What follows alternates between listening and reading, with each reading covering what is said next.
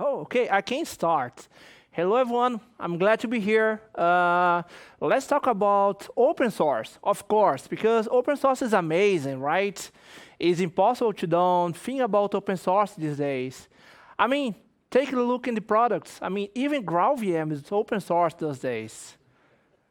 And we learned several things on the open source world. And today, let's talk about, okay, how can I achieve success with my career exploring the power of open source. But usually when talk about open source, most of the people only talk about the philosophy behind it. I mean, it's amazing to talk about the philosophy, the power to share, to read, to write code. However, it is just as shallow. It is not enough to talk about open source only when you talk about the philosophy of sharing. It is good, it's important, but it is the first step when you talk about open source. So yes, we should understand the power to read, to reuse, to modify, and share. But open source is much more than that. Open source, it is a profitable solution. I mean, it's the most successful soft industry in the world. I mean, take a look at several samples, several components. No one gets so far if without open source when talk around the software development industry. You can use, for example, IBM, who acquires Red Hat for $34 billion. Right now, the majority of the smartphones are using any kind of open source solution. The majority of the web servers, that includes Tomcat and so on, are open source. What companies are using directly are based on open source. And of course, if you're not using directly, you are in majority using that on your application. 97% of the application are using any kind of open source solution. But why? Because, in my opinion, when talk about open source, we are also talking about the software engineering sophistication. We can see several samples of open source that exactly what the industry want to achieve. I mean, for example, the JVM, it is older than 25 years old. Of course, any finance application wants to have an application that has so long time. No one wants to rewrite the application every single minute because it's expensive. They are able to design evolutionary architecture or software design. I mean, they're able to refactor in the code if without impact the final user. Eventually, they need to do a break compatibility. However, it's still valid and still move forward doing this way. And when talk about software engineering, when talk about software architecture, it's impossible to don't think about people, right? Unfortunately, I did this mistake as my first step. I decided to do software engineering because I don't enjoy people. And then, guess what? Thank you, Alina. That's why I don't like GraalVM. They offended you every single time. And here you go. Basically because we do software with people, to people, through people, okay? And we want to have this interaction. And with open source, right now we have a strong know-how of the distributed and scalable teams. We're able to drive teams with different cultures, different time zones, and move everybody in the same directions. I know companies who has less than 100 people, 1,000 people, in the same location, same culture, same time zone, and even that, they are not able to guide people with the same software quality. And with open source, you can do that. I mean, I'm not saying you're able to say that easily, but we are still doing that with several open source products. we are able to reuse several components. I can say Apache with Apache Commons, who has doing that so great. I'm also doing that with Eclipse collections, where we have several good practices using collection inside the Eclipse Foundation and so on. How about this? Okay. So you're able to use and explore the power of open source every single time. And that's exactly what any company wants to achieve, right? So that's why a lot of people started to do the code review inside your code, the CI/CD, test automation, the effectiveness inside the open source, and of course, understand the reason that we're doing software. And that's why a lot of companies decided to join the culture of the open source and bring it to the enterprise world, like with InnerSource.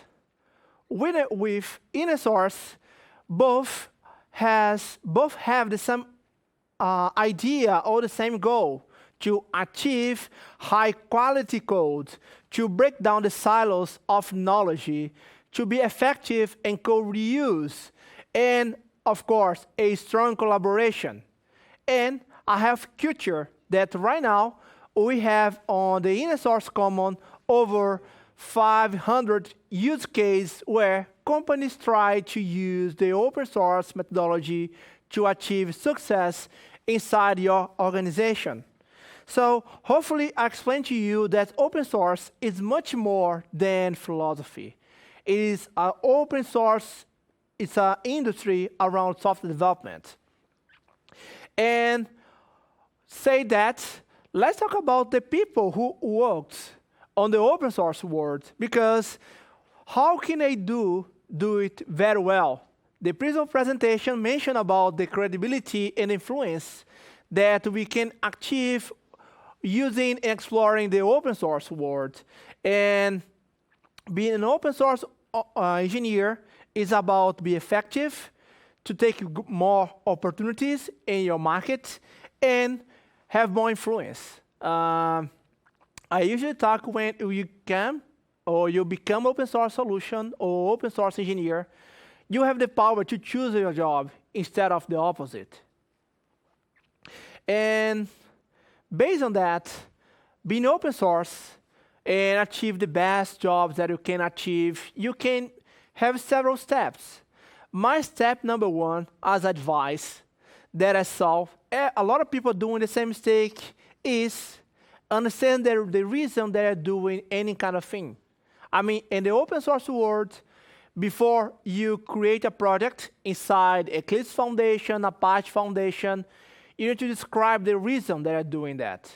Every time that you try to release a new version like Jakarta and Microprofile, you need to describe the reason that you're doing that. So the reason is important. So if you go to the fundamentals of software architecture, you can say that, you can see that there is two laws. The first one is the world is not perfect. That includes GraalVM, of course. And the second one is about the why is more important than the how. So understand the why you're doing that before choose the how you're gonna do that. And the next step, you'll be to include documentation and tests inside your software development culture. It's a mandatory to increase the quality inside your team. With documentation and tests on your definition of done, like the culture, like we do with open source. Every time that you open OPR or pull requests, we usually request, at least in Apache and Eclipse Foundation, that your code has tests and also has documentation. And of course, the documentation should be available all the time and be changeable and trackable using and exploring the culture of DocOps, or documentation as operation. As documentation, the main goal is to make easier to scale team. I mean, explore the documentation to avoid time. I mean, I guess everybody went to a room with 10, 20 engineers to a meeting that could be an email, right? You're wasting time doing that. So instead of waste your time, instead of waste the team times, use documentation. And when I talk about documentation, there are four that those are mandatory, especially on your repository. Do a write documentation inside your code. It is important, it's crucial. You don't need to explain the syntax, but why you're doing that. The change log. So there is a change log file where you put the change by versions in the categories. The README, explain why you're doing that. And of course, right now everybody's talking about microservice. Please use OpenAPI or find one way to write documentation for you. Documentation is also in the architecture level. So using Explore C4 model to define the maps inside the documentation, define the tech radar to have an overview of technologies that you are using inside the organization. I guess everybody has one case about one person who decided to use a new technology to, LinkedIn-driven development, like GraalVM, and then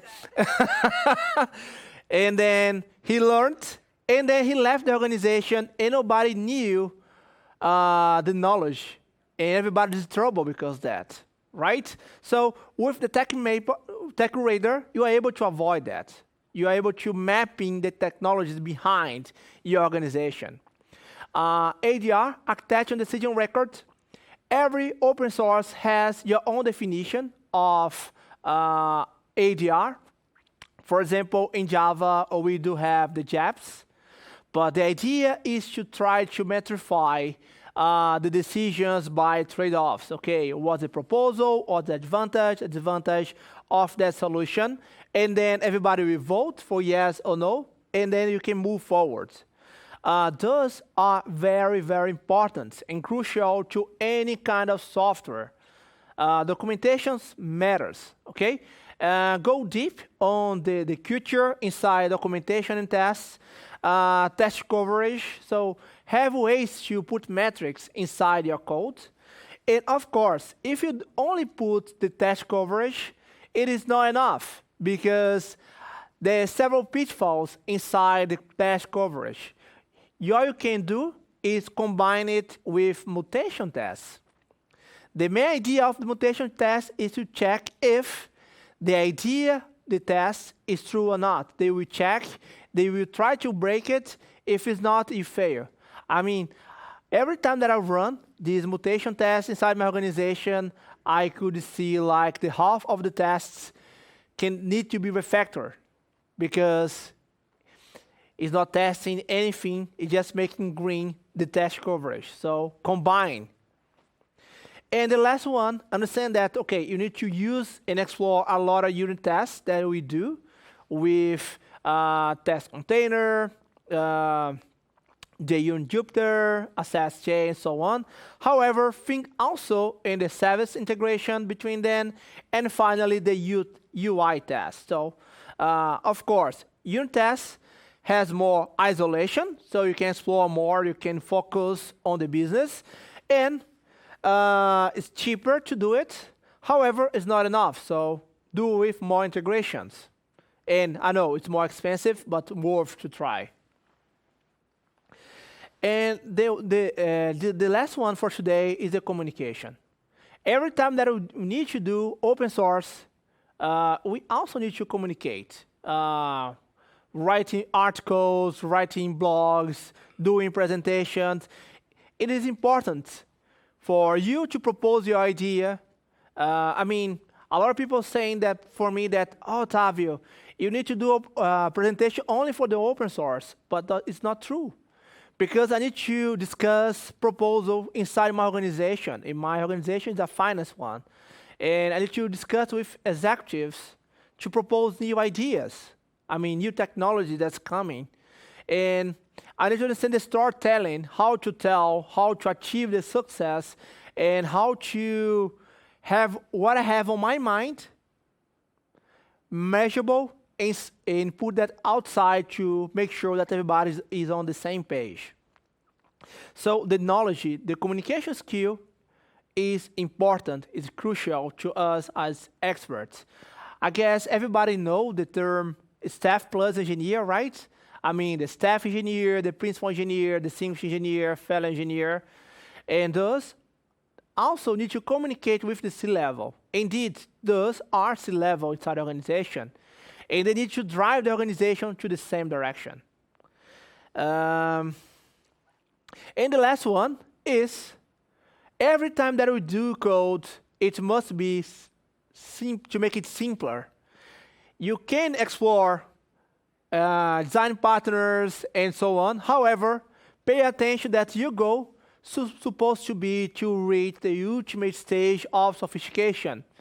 And if you enjoy Leonardo da Vinci like I do, Leonardo da Vinci said that the ultimate sophistication is the simplicity. So use the power of code design to make your code simpler. So I know when I started to learn design partner, the first thing that I tried was, okay, let's put that in production. And I have no idea why. And then I put a lot of trouble on my team, on my organization. And then, like everybody else, realized that, okay, maybe I should understand better why to use instead of put a strategy in every single place of the if. So that's my idea for today. So to achieve the ultimate stage of sophistication, exploring the open source practice, the step number one, understand the why you are doing things. Documentation tests should be part of the culture inside the organization. The code design has one goal, to focus on simplicity inside the organization. And the communication is important to us inside and outside the organization, especially because you're able to increase your influence. I mean, everybody knows you because you're good at something. But to everybody know that you're good at something, you need to show yourself, writing articles, blogs, propose your ideas, and so on. And the last one, advice that is bonus. Thank you, Alina. Avoid to use GraalVM. Oh I'm kidding. GraalVM is amazing too. Thank you. But avoid to use anyway. That's all for today. So my name is Otavio Santana. I'm Java champion, Oracle Ace, and I don't want to count my awards that I received last year. I'm glad to that. And those are thank you for the open source awards. And that is it for today. Thank you. Let's see if there is any question around GraalVM. I'm able to answer all the questions. Can I join your open source Jakarta data project? That is easy. No. I'm kidding. You can. Of course you can. It's an open email list. You can join. You can put your feedbacks there. And we are looking right now for feedbacks and integration, so to increase the documentation. And that is it for today. Thank you, everybody, and have a great beer.